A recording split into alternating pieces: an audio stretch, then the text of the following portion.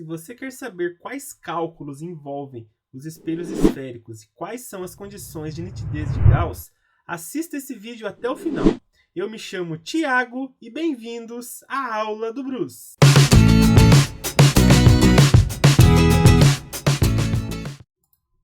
Esta é a quarta aula sobre espelhos esféricos aqui no canal. Se por acaso você perdeu as aulas anteriores, você pode encontrar os cards aqui em cima no vídeo. Mas vamos lá, hoje vamos falar sobre os cálculos, fórmulas aí que envolvem os espelhos esféricos, espelhos côncavos e convexos. Mas antes de mostrar as fórmulas para vocês, vamos definir aqui alguns valores e convencionar alguns sinais. Aqui eu vou usar como exemplo para eu falar para vocês um espelho côncavo. Eu vou traçar aqui o eixo principal desse espelho. Vou marcar o vértice ali em cima do espelho. Vou marcar o centro de curvatura. E aqui, a distância entre o centro de curvatura e o espelho, eu vou falar que é o raio de curvatura. Pessoal, lembra que o espelho esférico ele foi tirado de uma esfera, certo? Ele é uma calota esférica. Então, a distância do centro até o espelho seria o raio. A mesma coisa se eu pegar aqui a distância do centro até o vértice. Também é o raio de curvatura do espelho. Bem no meio dessa distância, eu vou ter o foco, certo? Então, por exemplo, se o raio é do centro até o vértice, na metade aqui da distância eu vou ter o nosso foco. E essa distância do foco até o vértice ou do foco até o centro de curvatura, eu vou chamar aqui de F minúsculo, que é a distância focal, ok? E essa distância focal é sempre metade do raio de curvatura. Não se esqueçam disso, que vai ser fundamental para resolver alguns exercícios futuramente. Agora vamos lá. Vamos convencionar os sinais da distância focal. Se por acaso o espelho for côncavo, essa distância focal vai ser positiva. Se por acaso o espelho for convexo, essa distância focal vai ser negativa. Agora vamos lá. Vou colocar um objeto aqui de frente com esse espelho. A distância do objeto até o espelho eu vou chamar de P. Ok? Então, distância do objeto ao espelho. A distância, olha só, que formou a imagem. A distância da imagem até o espelho eu vou chamar de P'. Então, não confundam. P do objeto ao espelho. P' da imagem ao espelho. E esse P' a gente também tem que falar dos sinais dele. Se por acaso a imagem for real, no caso dos espelhos, vai ser formada aqui na frente deles pelos próprios raios de luz, então você vai usar o P' positivo. Se a imagem for virtual, ou seja, vai atrás do espelho aqui e formada pelo prolongamento dos raios de luz, aí o P' é negativo. Agora vamos lá. A altura aqui, pessoal, o tamanho do objeto eu vou chamar de O. E o tamanho da imagem, a altura da imagem aqui, eu vou chamar de I. E o I também eu vou falar dos sinais para você. Se por acaso, olha só, se essa imagem for direita, ou seja, igual ao objeto aqui para o lado de cima em pezinho, você vai usar o I positivo. Se a imagem for invertida, ou seja, de ponta cabeça, igual está aqui, aí você vai usar o I negativo, certo? Então, imagem direita, o I positivo, imagem invertida, o I vai ser negativo. Lembrando, né, pessoal, que toda imagem real, ela é invertida. Então, para toda imagem real, você tem o P' positivo, porém, o I vai ser negativo. E toda imagem virtual, você vai ter o P' negativo, porém, o I vai ser positivo, porque ele vai ser direita. Agora, vamos para as fórmulas. Primeira fórmula aqui vai ser a equação dos pontos conjugados, que é a equação de Gauss, certo? Que é a mais conhecida aí, onde a gente vai ter 1 sobre F é igual 1 sobre P mais 1 sobre P', onde o F é a distância focal. Lembra que se o foco for de um espelho côncavo, positivo. Se for de um espelho convexo, negativo. O P vai ser a distância do objeto ao espelho, como a gente já falou. E o P' é a distância da imagem ao espelho.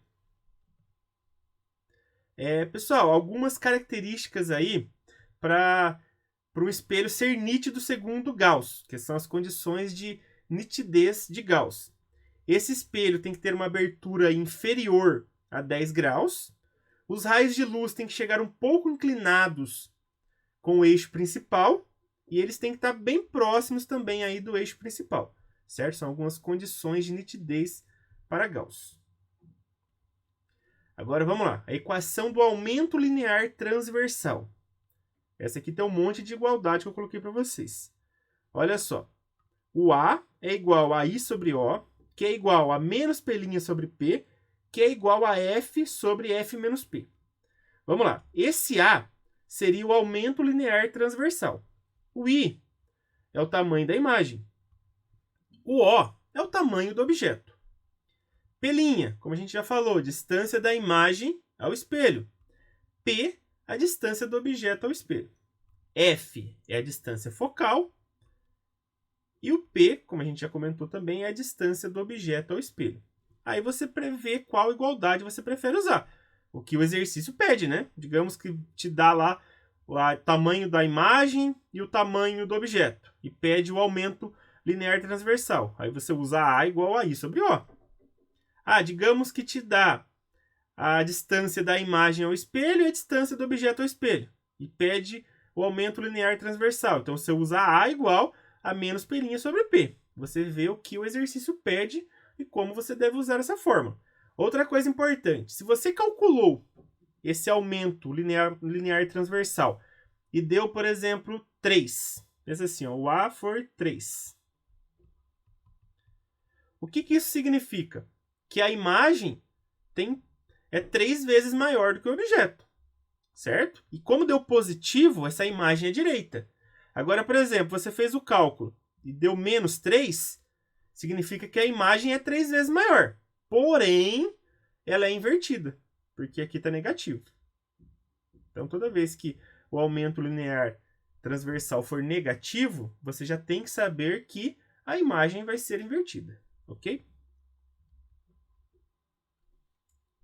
Agora vamos fazer aqui alguns exercícios. Questão 1. Um objeto luminoso encontra-se a 40 centímetros de uma parede e a 20 centímetros de um espelho côncavo, que projeta na parede uma imagem nítida do objeto, como mostra a figura. Considerando que o espelho obedece às condições de nitidez de Gauss, a sua distância focal é... Pessoal, então aqui está querendo saber o foco, certo? A distância focal. Então eu quero saber a distância do foco até o espelho. Olha só, o que foi dado? Como a imagem é real, você consegue projetá-la aqui na parede. Então essa distância da imagem ao espelho, que no caso aqui seria de 60 centímetros, né? 40 mais 20, seria, no caso, o P'. E essa distância de 20 centímetros seria o P, certo? Que é a distância aqui do objeto até o espelho. E foi dado aqui esses 40 centímetros, que é a distância, no caso da imagem até o objeto, ou da parede até o objeto. Então, o P é 20 centímetros e o P' é 60 centímetros. P' nesse caso é positivo. Por quê? Porque a imagem é real, está na frente do espelho aqui. Vamos lá. Eu quero achar a distância focal, eu tenho P e P'. Então, eu vou usar que 1 sobre F é igual a 1 sobre P mais 1 sobre P'. Substituindo. O P, que é a distância do objeto ao espelho, é 20 centímetros. O P', distância da imagem ao espelho, é 60 centímetros. Vou tirar aqui o MMC, né? Pessoal, de 20 a 60 é bem tranquilo, é o próprio 60. Então, como que eu faço? 60 dividido por 20 dá 3. Vezes 1 dá 3. 60 dividido por 60 dá 1. Vezes 1 dá 1. Então, aqui vai ficar 3 mais 1, que dá 4, certo? Então, vai ficar 1 sobre F é igual a 4 sobre 60. Pessoal, se o inverso de F é 1 sobre F é 4 sobre 60, o F seria 60 sobre 4. Certo? O inverso aqui vai dar F. O inverso aqui dá 60 sobre 4. Pessoal, e dividindo 60 sobre 4 vai me dar 15 centímetros. Então, a distância focal desse espelho é a letra A, 15 centímetros. Vamos agora para a segunda questão. Questão 2. Um lápis com altura de 20 centímetros é colocado na posição vertical a 50 centímetros do vértice de um espelho côncavo. A imagem conjugada pelo espelho é real e mede 5 centímetros. Calcule a distância em centímetros da imagem ao espelho. Então vamos lá, pessoal. O P seria a distância do objeto, no caso o lápis, até o espelho. Que ele falou aqui, né? 50 centímetros do vértice do espelho. Ok? Então seria o nosso P. O I seria aqui 5 centímetros, só que é negativo. Porque ó, o I seria o tamanho da imagem. Só que ela é uma imagem invertida, porque ela é uma imagem real. Toda imagem real é invertida. Então seria menos 5 centímetros. E o tamanho do objeto, né, que fala aqui no começo, é 20 centímetros, que é o tamanho do lápis, que é o O. Eu preciso achar quem? Achar o P'. Vamos lá. Pessoal, eu tenho essa igualdade aqui do aumento linear transversal, certo? Olha o que foi dado. Foi dado o P, distância aí do lápis até o espelho. Foi dado o I, que é o tamanho da imagem, só que ela, como ela é invertida, vai ser negativo. Foi dado o tamanho do objeto e eu preciso achar o P'. Então, olha só, eu vou pegar isso aqui igual a isso. Certo? Então, I sobre O é igual a menos P' sobre P. Certo? Ó, peguei I sobre O igual a menos P' sobre P. Vamos substituir. O I é menos 5. O O é 20. O P' eu preciso descobrir. E o P é 50. Multipliquei em cruz aqui.